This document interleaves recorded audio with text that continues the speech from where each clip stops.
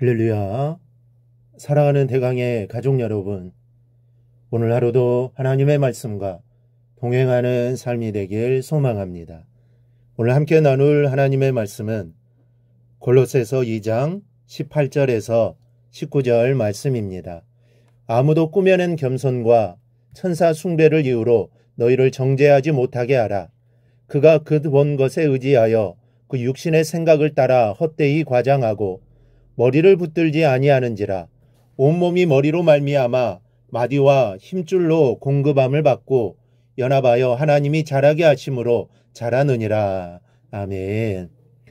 어느 교회 권사님 한 분이 열심히 기도하시다가 약간의 은사를 받았답니다. 은사를 받더니 어려움이 있어서 기도 제목을 가지고 있는 교회 식구들에게 기도해 주겠다고 하더라는 겁니다. 물론 어려운 문제를 안고 있는 형제들을 위해 기도해 주는 것은 아주 좋은 일입니다. 그런데 문제는 사람들 앞에 앉혀놓고 손을 얹고 기도한다는 데 있습니다. 한동안 방언으로 기도한 후에 하나님의 음성을 대언하는 듯이 내 딸아, 내가 너를 사랑하고 너를 축복하기 원하는데 네가 회개를 하지 않는구나. 통회하라. 왜 통회하지 않는 거냐? 통회하라. 이런 식으로 기도를 한다는 것입니다. 여러분, 하나님께서 은사를 주셨습니까? 그렇다면 은사를 받은 후에 더욱 조심해야 합니다. 내가 받은 은사가 올바른 것인가를 시험하는 시간도 필요합니다. 은사를 받았다고 손을 얹고 기도한다든지 하나님의 음성을 대언하듯이 기도해 주는 것은 참으로 위험합니다. 기도를 받는 사람만큼이나 기도를 해주는 사람도 위험합니다. 그리스도 안에는 놀라운 영적인 체험이 있습니다. 이렇다 할 체험도 없이 맹송맹송하게 교회 문턱만 밟는 것은 문제입니다. 기독교는 체험의 종교이기 때문입니다. 그러나 기독교는 체험의 종교이기에 앞서 계시의 종교라는 사실을 잊지 말아야 합니다. 아무리 체험이 강하다 할지라도 하나님께 자신을 계시하여 보여주신 말씀을 벗어나면 마귀의 앞잡이인 이단이 되기 때문입니다. 그런데도 신비주의자들은 신앙의 중심을 계시보다 체험에 두고 있습니다. 오늘 본문은 이런 신비주의자들을 어떻게 경계해야 하는가에 대한 교훈입니다. 먼저는 본 것을 의지하지 말아야 합니다. 우리가 믿는 하나님은 보여주시는 하나님이십니다. 오늘과 같은 과학의 시대에도 이 긴급한 메시지가 필요하다면 하나님께서는 얼마든지 초자연적인 방법을 통해 우리에게 그 뜻을 전달해 주실 것입니다. 꿈으로 보여주실 수도 있고 또 환상으로 계시하실 수도 있습니다. 그러나 중요한 것은 어젯밤에 꾼 꿈에 흰 옷을 입은 분이 나타나셨다 해도 그것이 영적인 의미를 지닌 꿈일 수도 있지만 반면에 전혀 의미가 없는 개꿈일 수도 있다는 사실입니다. 이것을 객관적으로 판단해주는 잣대가 되는 것이 하나님의 계시인 말씀입니다. 그러니까 무엇을 보았든지 또 무엇을 체험했든지 그 본 것과 체험한 것을 의지하기 전에 말씀을 의지하는 믿음이 필요합니다. 말씀보다 본 것에 의지하면 신비주의자가 되는 겁니다. 이것을 유의해야 합니다. 따라서 예수님의 옷자락을 만진 것 같은 신비로운 체험이라 할지라도 언제나 그것을 말씀으로 가름해 보아야 합니다.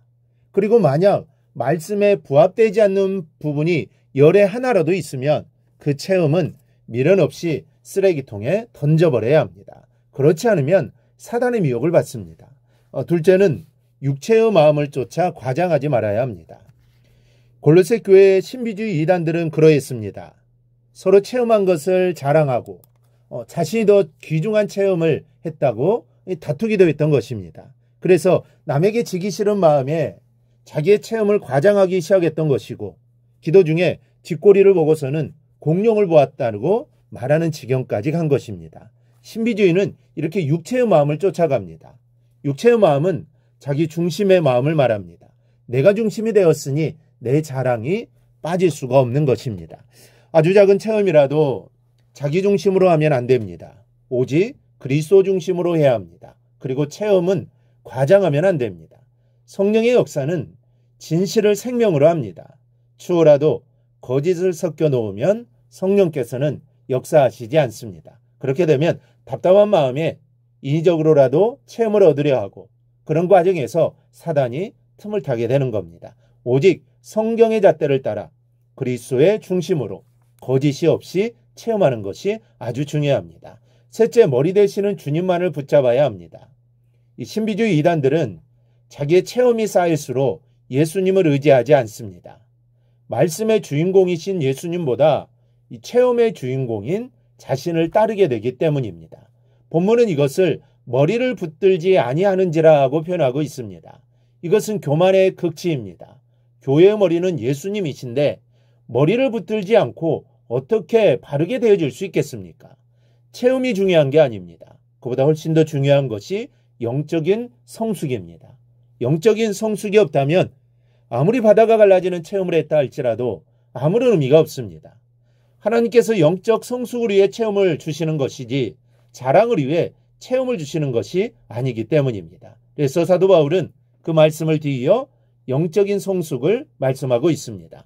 온 몸이 머리로 말미암아 마디와 힘줄로 공급함을 받고 연합하여 하나님이 자라게 하심으로 자라느니라. 여러분, 머리가 되시는 예수님을 놓치면 아무리 많은 체험을 했다 해도 아무런 의미가 없습니다. 본 것을 의지하지 마십시오.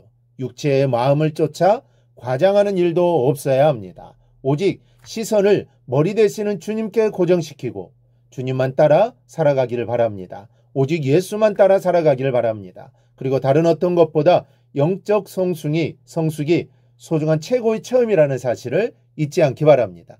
이를 이루기 위해 달려가야 합니다. 그 삶을 하나님이 기뻐하시고 그런 삶을 통해 우리의 믿음이 든든해지는 것입니다. 이 사실을 잊지 말고 영적 성숙을 위해 늘 기도하며 노력하는 우리 모두가 되기를 주님의 이름으로 축원합니다. 오늘 묵상한 말씀을 굳게 잡고 삶으로 실천하며 살아내는 대강의 모든 성도들이 되기를 축복합니다.